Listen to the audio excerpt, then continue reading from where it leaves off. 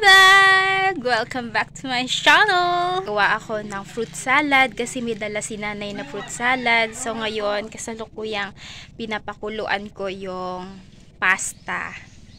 Then, ipapakita ko sa inyo mamaya kapag i-mix ko na siya. Fruit salad. Fruit salad. Akala ko supas yung dala ni nanay, but fruit salad pala. Kaya meron akong sandok.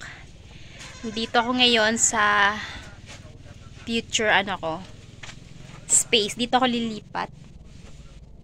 Dito, bubulwak na. Kapag nakabili na ako ng ng dingding. Papadingdingan ko dito. Inahon ko na pala yung pasta at pinalamig-lamig ko muna ng kaunti bago ko hinalo itong mga fruit salads, ang kanyang mga ingredients. At pasensya na pala kayo kung medyo madilim, malabo yung video ng pagmix ko nito ng pasta with mga ingredients. Kasi po ay akala ko kasi ay na-flash ko yung light ng cellphone ko. Nilagay ko lang kasi yung cellphone ko sa sa phone stand, tapos nakalimutan kong i-flash yung light. Kaya naging madilim siya.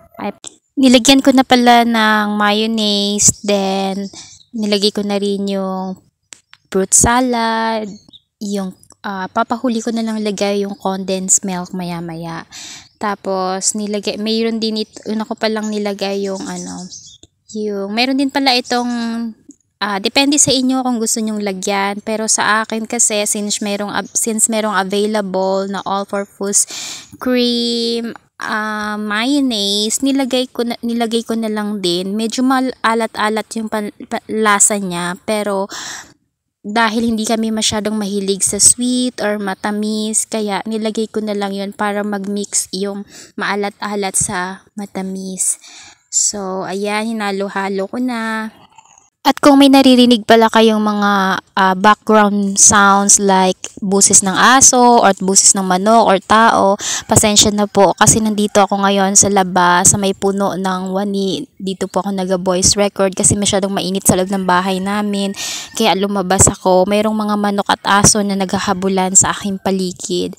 So ayun na nga, balik na tayo dito sa aking recipes for today's. At siguro mas madalas or hindi naman masyadong madalas, siguro may mga pagkakataon na mag-upload ako ng mga cooking video ko or mga baking video ko dito sa YouTube channel ko. Kasi kasalukuyan ding inahanap ko kung ano ba yung papatok sa YouTube channel ko ng mga content or video na gustong papanoorin nyo ng mas madalas. Kasi napansin ko na konti lang yung nanonood sa mga videos ko kapag tungkol sa buhay ko lang, yung mga sinishare ko dito, yung mga ginagawa ko, mga travel ko, at yung mga ginagawa ko lang sa everyday, mga usual na ginagawa ko lang, yung mga hindi naman masyadong exciting. Ayan, so hindi masyadong napapanood yung mga video ko. Siyempre bilang isang content creator, pangarap ko at goal ko na dumami yung mga viewers ko. Hindi ako ngayon masyadong nakakapag-share sa inyo ng mga travel video ko, travel vlog, mga adventures vlog, kasi mas madalas ako ngayon na rumaraket somewhere or dito lang sa bahay.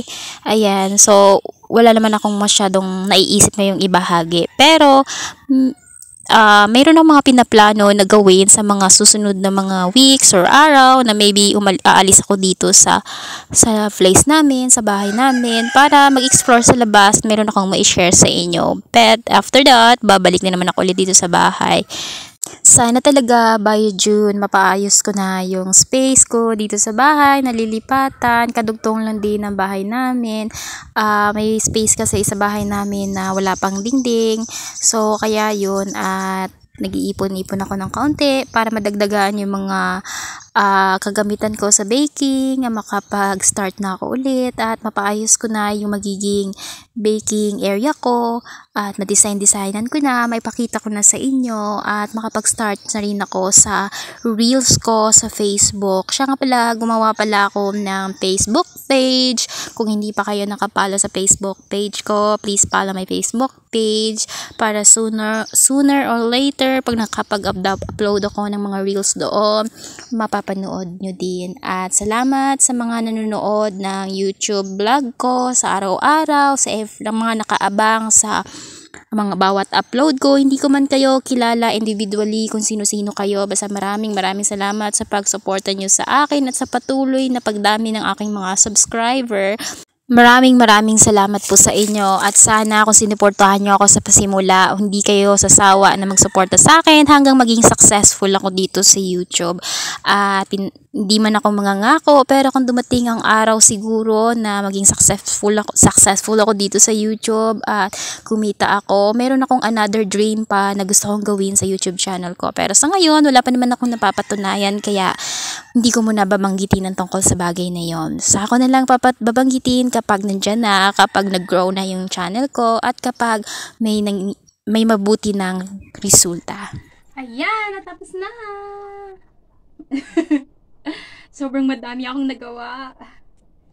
Pwede nyo nang ilagay sa mga cup, tapos ilagay sa ref.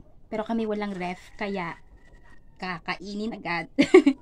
At ayun na nga, naglagay ako ng kaunti dito sa mangkok para tikman ng sarili kong gawa. Disclaimer lang ha, hindi talaga ako, aminado ako, na hindi naman ako masarap talaga magluto. Ganon kasarap. Pero syempre, sarili ko tong gawa, kaya i-appreciate ko. Haha! Magbigay muna si nanay ng food reviews sa ginawa ko. Masarap? Sarap. Sasabi mo sa luto ng auntie mo, sa gawa ng auntie mo, masarap? Masarap? Masarap sa masim. O kasi meron siyang all-purpose cream na ano ba yun? Hindi ko nabasa ng malinaw eh. At syempre, pagkain namin, pagkain din ng mga aso. Kung kumakain kami ng masarap, minsan kumakain din ng masarap ang mga aso ni nanay at ni tatay. So kaya ayan, initsa-itsahan ko sila, nagpasandok talaga ako para sa kanila. Hindi ko na sila nilagyan ng tag-isa-isa sa mga kainan nila. Itsa-itsa ko na lang para masanay sila magsalo-salo. Ayan. Ayan o, nakabantay sila lahat. Hindi sila nag-aaway habang pinapakain ko sila.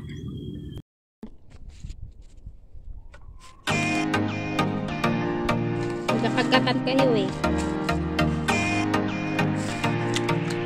Oh, dahan-dahan ha. Walang magkagatan ha.